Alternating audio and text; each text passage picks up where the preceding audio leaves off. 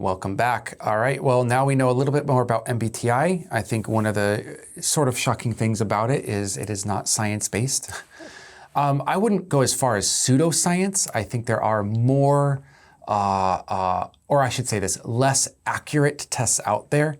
I think the MBTI can have at least some insight to personality, although you could never bring down a billion people. How many people? 8 billion on this planet? Yes. Personalities down to 16. That's just impossible. But this might give a very, very broad picture of what it could be. Anyways, so this sort of test has becoming more and more popular, even to the point where businesses have been using it as a way to sort the workers and unfortunately sometimes to rule out workers. Myers-Briggs has very explicitly said over many times this should never be used as a way to sort anyone at any point, at any time. It is only for fun.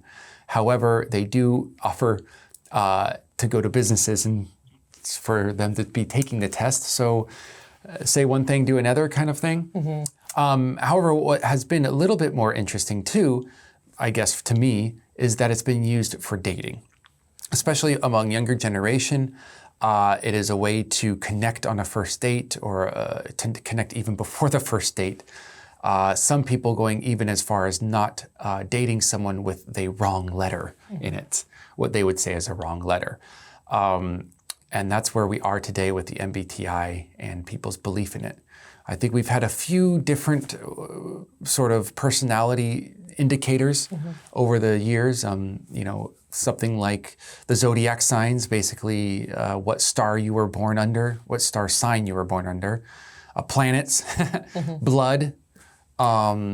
I think back in the day there was even like measuring of the faces. Oh yeah, the face readers. Yeah, exactly. Or in the skull readers. It was all this. Even back to the tea leaves, maybe. So there's been quite a lot of them being replaced one by one, and this just happens to be kind of the newest and boldest and greatest among those who are thinking about it. So what about you? Blood, zodiac, stuff like that. Do you think that these things actually have some effect on a person's character?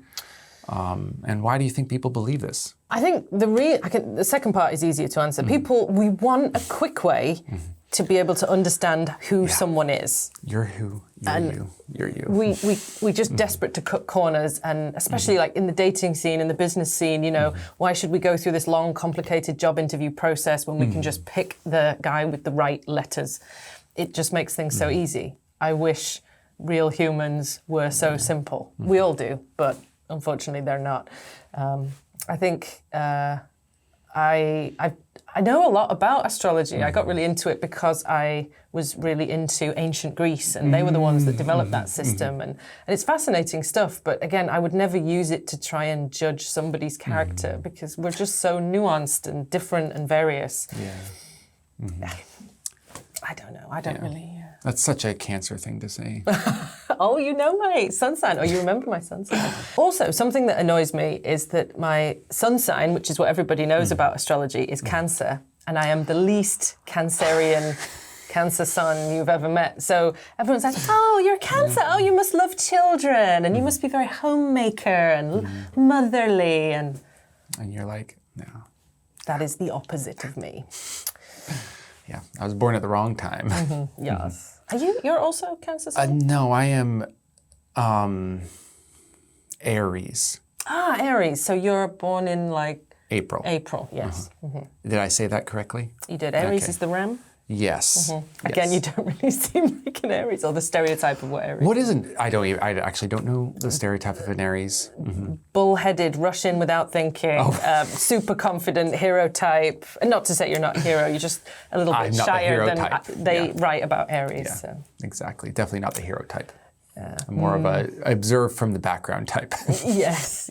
So if we judged you, based on your star sign, we'd have got you completely wrong. Yeah, exactly. I have found very rarely for the star signs or anything like that, even the blood type, to match my personality at all. However, the MBTI can get some things right.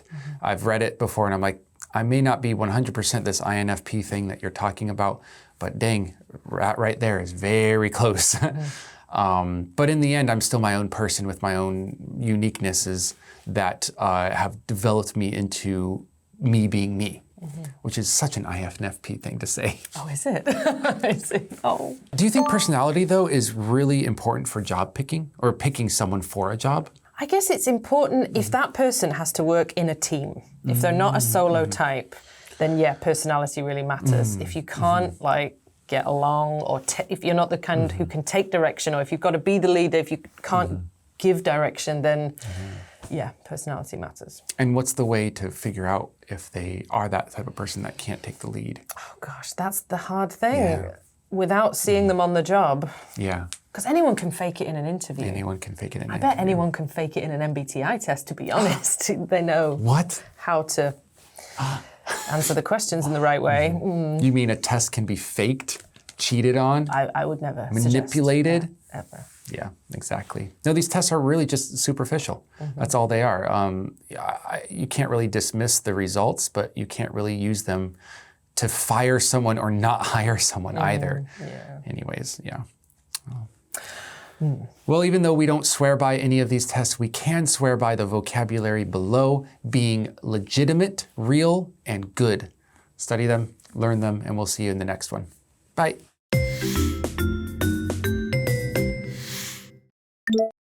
Dismiss. Dismiss. Pseudoscience. Pseudoscience. Swear by. Swear by. Superficial. Superficial. Get to know. Get to know.